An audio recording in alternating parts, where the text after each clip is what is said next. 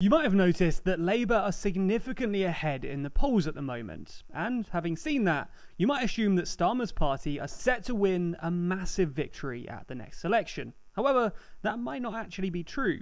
To put it mildly, the Tories aren't exactly in the best place right now, and they will inevitably be in a better place by the time of the next election. So the question really is, what does the current polling tell us about Labour's future prospects? And could they actually win the next election? If you want more from TLDR, including explainers which never make it to YouTube, be sure to follow us on Twitter and Instagram. They're linked down below. So what is the polling actually saying at the moment? Well, Labour appear to have been ahead in the polls for a little while now, with the most recent polls from Redfield Wilton Strategies putting Labour 9% ahead of the Tories, while the most recent YouGov poll put Labour ahead by 10%, Opinion 5%, and Savanta Comres 10%. So Labour are definitely ahead at the moment, by roughly 8.5% on average. Obviously though, this has to be viewed through the context of the enduring perpetual crisis engulfing the government, and it has to be seen as a best case scenario for Labour. However, despite Labour's strong support in polling, that doesn't necessarily translate to a victory in Parliament.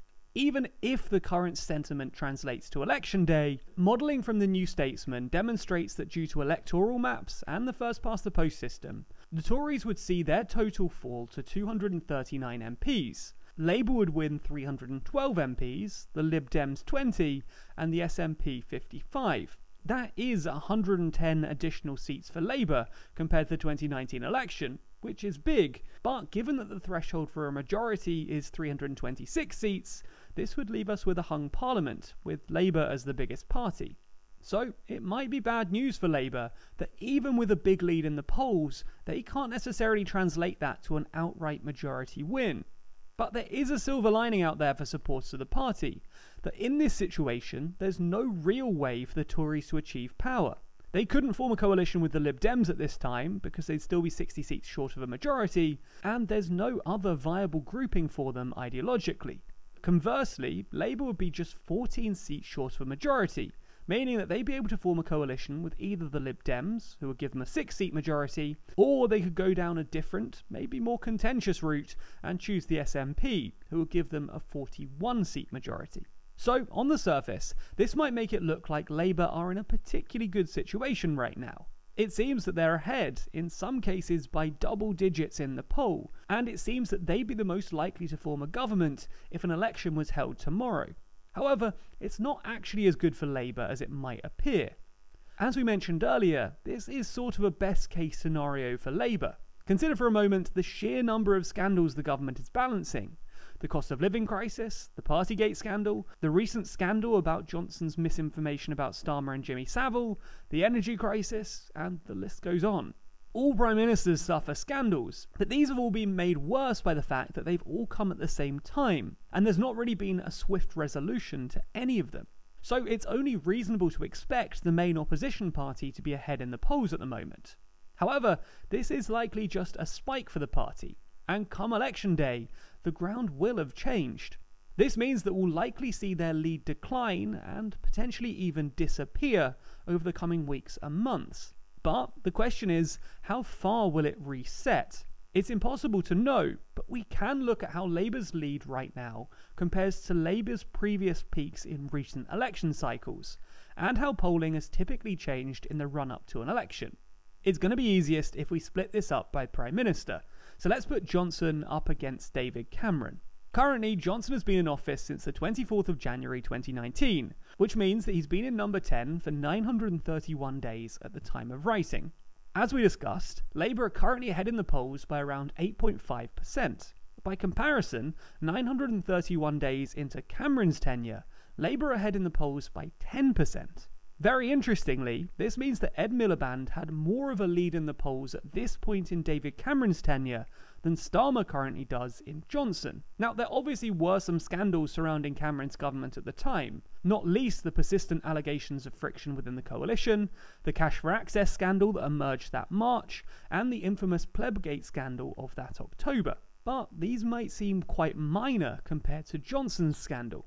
And nonetheless, Miliband was further ahead. It's only a 1 or 2 percentage point difference, so we shouldn't read too much into it. But we should consider that if this is such a ridiculously damaging point for the government, why aren't the opposition in a ridiculously high position in the polls? Well, let's see what we can learn from a May versus Corbyn matchup.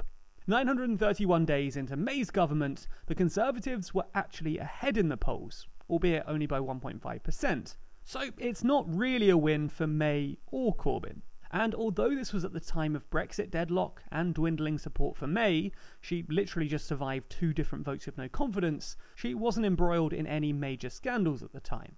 Regardless, that's how 2 recent prime ministers were performing polling-wise at about the same point in their tenure. But obviously, politics is dynamic, and it doesn't happen at the same speed. Scandals happen at different times. So it's worth looking at the largest polling lead that previous leaders of the opposition had at any point during their tenure, to see whether Starmer is doing especially well. Miliband's largest sustained lead ran through to the end of February 2013, when he was averaging a 12 percentage point lead over the Tories in the polls, notably a few percentage points ahead of Starmer at the moment. Corbyn didn't do quite as well though. He was behind in the polls for the entire 2015 to 2017 period, including up to the election. Of course, some polls did find him ahead, but they were one-offs, and they weren't sustained. After the 2017 election, though, there was a bit of bobbing about, with Labour gaining a peak polling lead of only about 3%. This bobbing about between Labour and the Tories continued up until the 2019 election, when the Tories really rocketed ahead. So, as we can see, Starmer's lead currently is actually quite impressive if we look back over the Corbyn days, but if we go back to Miliband, it's slightly lower than his polling peak. And despite his stronger lead, it's worth remembering that Miliband still didn't go on to win the 2015 election. So, while Starmer's lead is obviously positive for Labour, it's not unprecedented, and it doesn't mean that they're going to win the next election. As we demonstrated earlier, that's not even guaranteed if the election was held today, even in the best case scenario. So if their current lead doesn't mean that his party will win, then his victory will need to be secured between now and election day. So it's worth examining exactly what happens in the run-up to general elections when it comes to polling. Of the last 3 general elections in the UK, 2 of them were short election campaigns. They were early elections, giving parties less time to mobilise, while one was a long campaign. It was a scheduled election that parties knew about for a long time and had chance to plan a full election strategy around, that one being 2015. And in that year, the election machine slowly started whirring up, and polling numbers very gradually started to move. The Tory election machine under Linton Crosby was particularly impressive and well planned, and it focused on ensuring that ministers stuck to the talking points, such as their long-term economic plan. This is reflected in the polling numbers too. As you can see, they remain relatively steady, but moving towards the Conservatives. This shows a calculated, slow burn campaign, very different to the one we saw in 2017. That one was announced mere months beforehand, giving the national campaigns a very short time period to prepare. And this is where a huge amount of volatility came in. It's fair to say that Theresa May didn't lead a great campaign, and as such, Corbyn managed to really improve Labour's polling during this period. Similarly, in 2019, there was a huge change in the polling figures. Labour managed to improve, but so did the Tories, keeping them ahead, but it's fair to say that nothing was steady during this snap election. The Tories ultimately ran a remarkably good campaign, and managed to achieve a majority. Anyway, as you can see, the timing of the election makes a huge amount of difference to the polling numbers. Short campaigns mean more volatility, and longer campaigns mean more stability. So, can Labour win?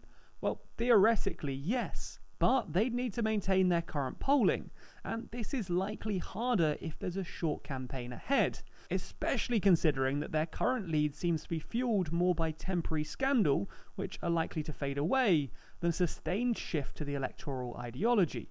Things would suddenly become a lot harder if the Tories employed a competent campaign manager, and Linton Crosby's name has already been suggested.